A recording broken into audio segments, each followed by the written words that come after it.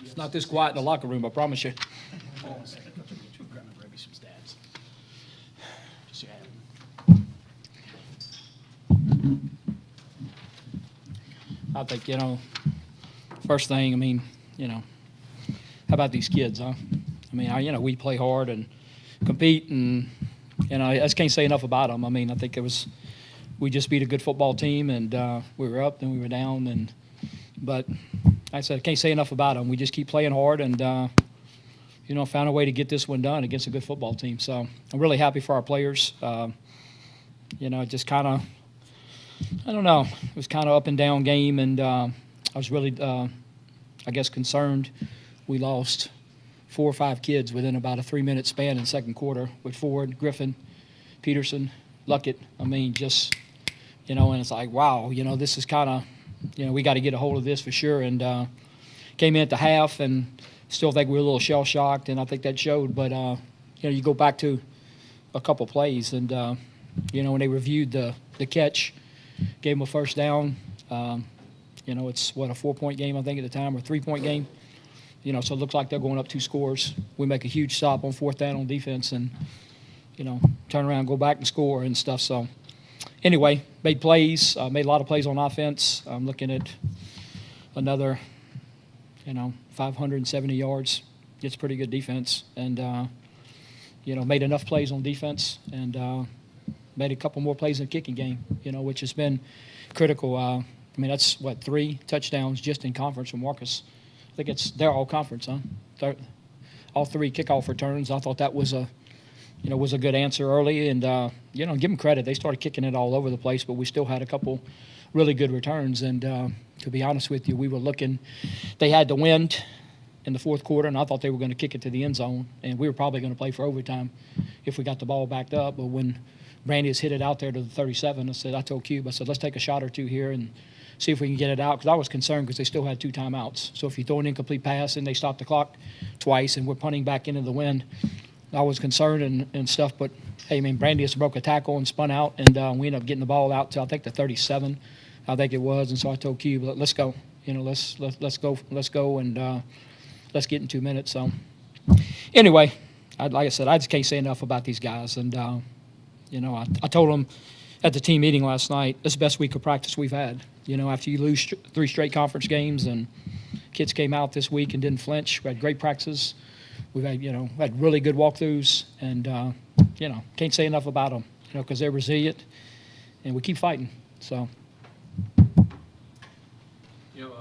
Looking at the half after you throw the interception, and then you come back and you're giving them the ball, start the second half. Even before you knew they were going to go down the score, how were you guys concerned in the locker room at all? Giving it up and swinging the game like they did. Oh, absolutely. Yeah, no doubt. It was kind of, and like I said, when we came into half, you could just, I don't know, it just, it was like a little bit down, I think, a little bit, and I kind of ran in there and, dang, ain't we winning this game? Dang, let's go. And I think everybody kind of jumped in there and stuff, but I think there's still a little bit of indecision to start the second half. And like I said, I think of all the offensive plays and kickoff return and stuff, we got to stop there on defense. And when they could have went up 2 scores. And we got that 4th down stop, which I don't think App was going to try to run a play. I think they were just trying to draw off all sides, because obviously when they snapped the ball to Lamb, they didn't have a play. Nobody even moved and stuff. So, I don't think that – I just think they were just trying to draw us off. And I guess the center thought they did or whatever. I don't know. So, but I thought that was a huge play, and gave us the ball back. We were able to take the ball down and score. So now it's right back in it. But I thought that was a huge stop, All the talk this week, you got up in your presser, and there were some things you thought you could have done better in addition to the players.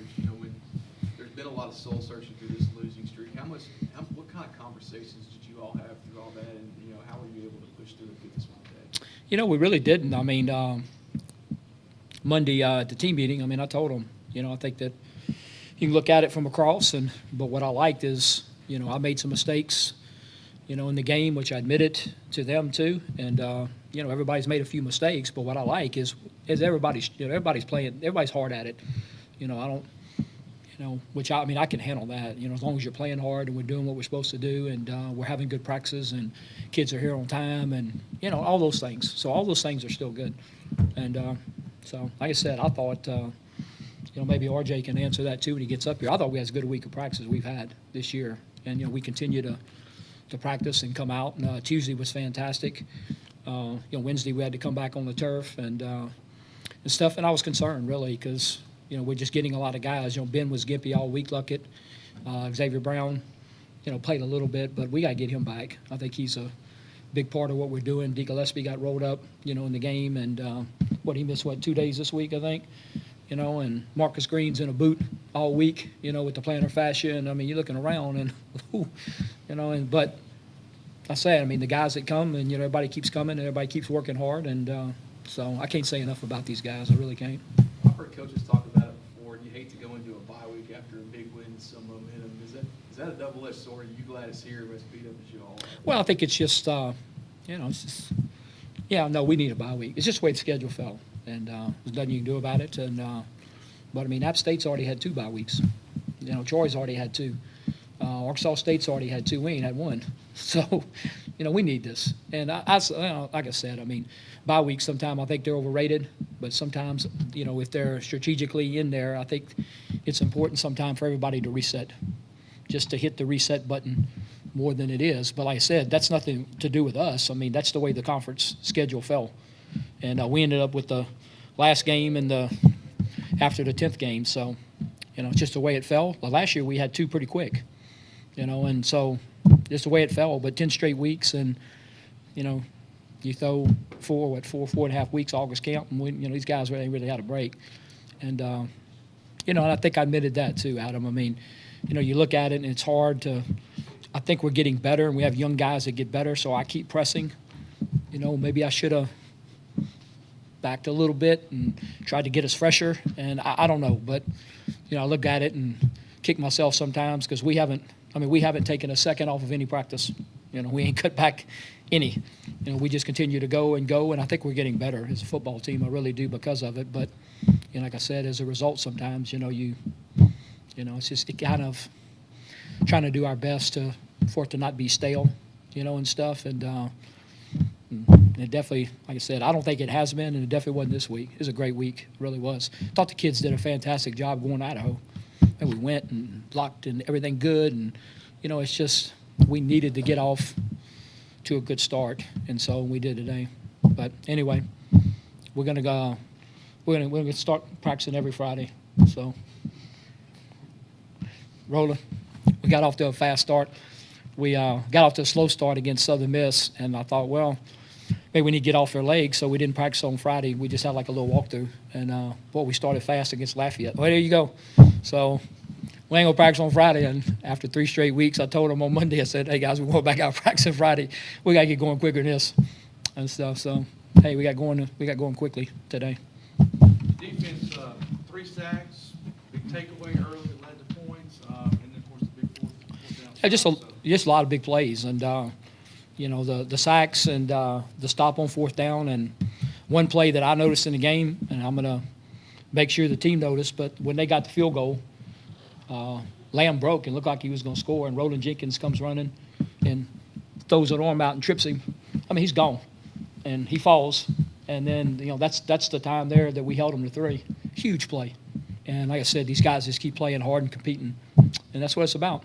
So. Coach, you talk about your offense, and we have all year your offense really fueling the team, but today your defense really showed up. Mm-hmm. First quarter, they really fueled the offense to scoring those 14 points. So can you talk about how aggressive they were, and just shows how good a week of practice they had? It's I think Coach Collins said it at the half, but it goes back to really with us with 1st down and trying to and earlier in the game, it was it's a yard gain, it's a 2-yard gain.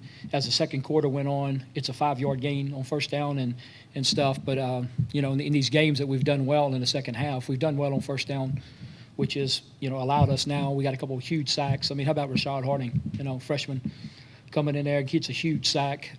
We got some sacks. Ty Shelby and I think Tucker got a big sack, but You know, I mean, they're good. I mean, I got to give it to them. I told Adam last year, a guy from whatever, Greensboro, wherever paper, called me and said, well, because I love App State. I mean, I do. I love who they are and what they do, and they've been doing it. You know, Satterfield played there, and then he was a coach there when we played him at McNeese, and now he turns around and nothing's changed. And I told the coach, I said, well, other than running the football, stopping the run, and not beating themselves, I told the reporter that. I don't know what they do good, you know. But that's what they do. They run the football. They stop the run. They don't beat themselves. And, you know, it gives them a chance in every game. But tonight, we ran the football. We stopped the run enough, and we didn't beat ourselves either. So gave us a chance. Coach, you talk about being able to run the ball, 200 yards rushing on App State. That's a pretty big number. How's your O-line able to open up some of those? Well, I think, again, the key for us, and I've been saying it all year, is balance. And, you know, I'm looking 38 rushes, 32 passes, and I'm a different than – you know, when you say balance or whatever, people turn around and go, well, yeah, 38, you know, rushes and 32 passes. I don't care if it's 68-2. My idea of balance is we can do what we want to do based off of what you're doing. So you load the box, we're going to throw it. You back off, we're going to run it. And, you know, and what I like about what we're doing right now offensively, we're good enough to do both. You know, if you're off, we can run the football. If you want to man it up, and like with South Owl and play 6 in the box, we kept running the football. You want to cheat guys in like Idaho, we're throwing it out there. So right now we got to continue to get better, but I think we're good enough. We can do both. And so, you know, Coach Kubik's doing a great job and the coaches. And like I said, my only offensive philosophy is to be able to beat the defense.